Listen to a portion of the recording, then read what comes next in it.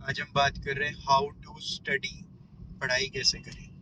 क्योंकि हम जिस लाइफस्टाइल में अब जी रहे हैं वहाँ पे है लर्न, अनलर्न एंड रीलर्न। तो हमें हर वक्त कुछ नया सीखने की ज़रूरत है।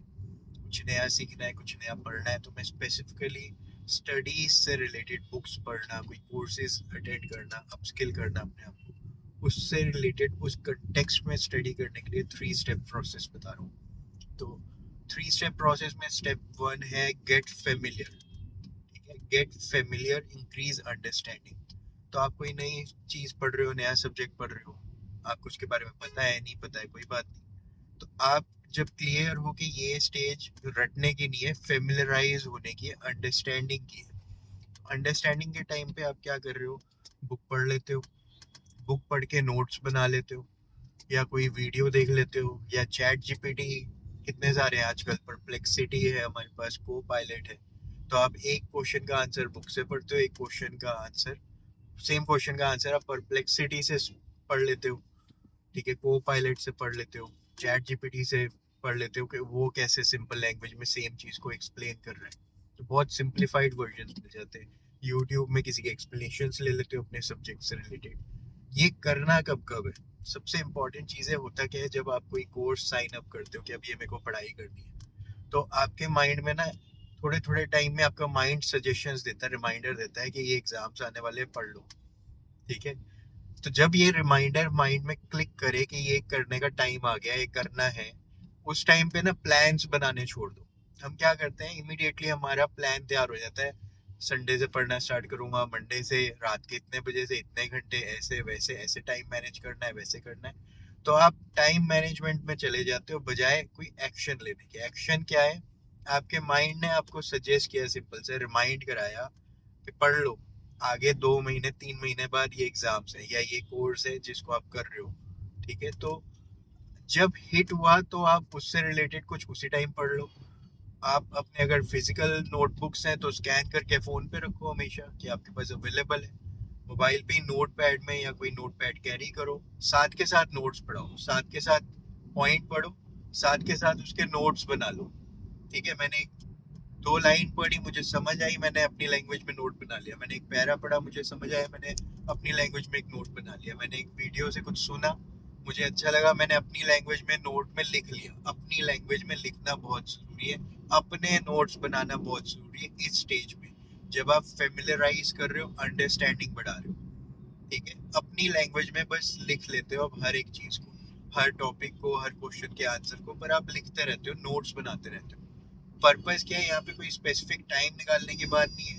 आप कहीं वेट कर रहे हो किसी का, वेट करते करते आप मोबाइल खोल लेते हो, पढ़ लेते हो एक पैरा, और पढ़ लिया है जो उससे रिलेटेड, टाइप ही तो करना है। वैसे भी तो पूरे दिन टेक्स्ट करते ही रहते हो, व्हाट्सएप से इतनी आदत तो पड़ी गई है। तो वही अपने नोट पैड में आप नोट बना लेते हो जो पढ़े। तो आप रेगुलर पढ़ते रहते हो, नोट बनाते रहते हो। जब आपका माइंड आपको याद दिलाए कि थोड़ा सा पढ़ लो, तब पढ़ लो और नोट बना लो। ऐसे एकदम से पूरा टाइम निकालने की जरूरत नहीं है, पर हर रोज थोड़ा थोड़ा आगे बढ़ते रहने की जरूरत है। स्टेप 1 में, गेटिंग फेमिलराइज वाले स्टेप में। फिर आता है स्टेप 2। आफ्टर गेटिंग फेमिलराइज, आपने नोट्स बना लिए, तो अब आप रट्टोफाई वाले स्टेप में आ गए। इसमें रटना ही होता है, और रटने का बेस्ट तरीका है अपनी मसल मेमोरी को यूज करो, टंग को यूज करो, बोलो, एक्सप्रेशंस को यूज करो, शीशे के सामने खड़े होकर रिपीट करो वही सेम आंसर्स। ठीक है, या आप वीडियो बना लो। ऐसे मैं कंपनीज एक्ट के रिलेटेड कुछ डेली वीडियोस बनाते हुए जा रहा हूँ, हाफ एन आवर की revision series of companies act, क्योंकि मुझे वो रिवाइज करना ही होता है। तो मेरी रिवीजन भी हो रही है, मैं साथ में वीडियो भी बना देता हूँ। तो वीडियो बना लो, शीशे के सामने बैठ जाओ, बोल बोल के ही, मन में नहीं रटना है, बोल बोल के ही रटना है। बोल बोल के रटने से जल्दी याद होता है। इंटेंशन क्लियर है कि मेरे को पहला पैरा बहुत ही सुंदर लिखना है। स्टार्टिंग में ही कोई आंसर पढ़े मेरा, या मैं कुछ आंसर बोलूं तो स्टार्टिंग में ही लग जाए इसको आता है। तो आप इस तरीके से फर्स्ट पैरा अच्छा बनाने के लिए रट रहे हो। और आप रट रहे हो की पॉइंट्स, कि अगर आपके क्वेश्चन के आंसर में 5 की पॉइंट्स हैं, तो आपको की पॉइंट्स पता होने चाहिए। ठीक है, तो ये रटने में आप ये काम कर रहे हो कि पहला पैरा बहुत अच्छा हो जाए, मुझे एक दो अच्छी लाइंस हो जाए, और दूसरा की पॉइंट्स मेरे को याद रह जाए। तो ये हो गया स्टेप 2, रटोफाई। इसके लिए आपको टाइम निकालना ही पड़ेगा, पर आप फेमिलियर हो तो आपको पता है कि इस चीज के लिए टाइम निकालना है। आपने खुद के नोट्स बनाए हुए हैं तो आपको और इतना डर नहीं लग रहा, अनसर्टेनिटी नहीं है, तो आप आधे घंटा 1 घंटा निकालना स्टार्ट करते हो, फिर उसको बढ़ा देते हो। पर मैनेज करना ईजी हो जाता है सेकेंड स्टेप में, ठीक है। और सेकेंड स्टेप में क्योंकि आप टाइम निकाल रहे हो, सुबह सुबह 4 बजे का अगर आप टाइम निकालो तो वो बेस्ट टाइम है। एक दिन निकालो, हर रोज नहीं निकालो, एक दिन निकालो। अगर अच्छी पढ़ाई होगी 2 घंटे, तो फिर अगले दिन बोलना कि एक दिन क्या मैं और कर सकता हूँ, वो भी हो गई, फिर एक दिन और बोलना क्या मैं वो भी कर सकता हूँ। तो ऐसे एक एक दिन करके करो, क्योंकि वो बहुत ही अच्छा टाइम है रटने का, मुझे ऐसा लगता है।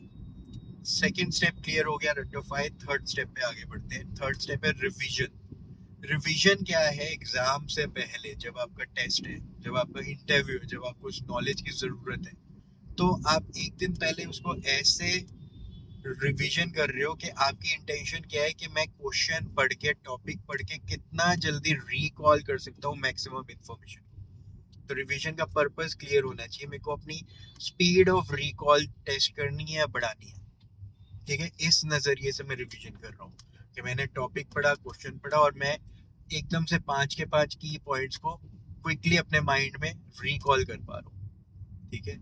तो थर्ड स्टेप में आपको रिवीजन के टाइम पे जस्ट बिफोर अपनी रिकॉल एबिलिटी के ऊपर काम करना है। की पॉइंट्स को ध्यान से देखना है कि ये 5 पॉइंट्स के अराउंड मेरे आंसर होने चाहिए, तो वो मुझे याद है, ठीक है। तो अगर आप सेकंड स्टेप में रटोफाई वाले स्टेप में अगर इमेजिनेशन को यूज करोगे, ठीक है, वर्ड्स हैं, डिफिकल्ट वर्ड्स हैं, उनको थोड़ा सा कॉमिक वे में बना लोगे कुछ, तो वो बहुत ज्यादा हेल्प करेगा, जरूरत से ज्यादा हेल्प करेगा याद रखने में, ठीक है। तो ये एक सिंपल सा प्रोसेस है।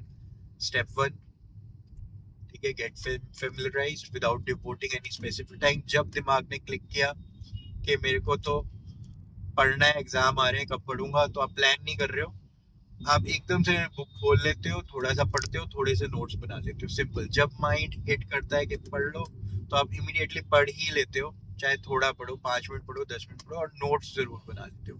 Gate familiarise. स्टेप 2 में रटना ही है, मसल मेमोरी यूज करो, बोल बोल के ही रटना होता है, बोल बोल के ही रटो। और स्टेप 3 में रिवीजन जस्ट बिफोर एग्जाम, कि मैं कितना जल्दी रिकॉल कर पा रहा हूँ सारे रेलिवेंट पॉइंट्स अपने क्वेश्चन से related. All the best, enjoy.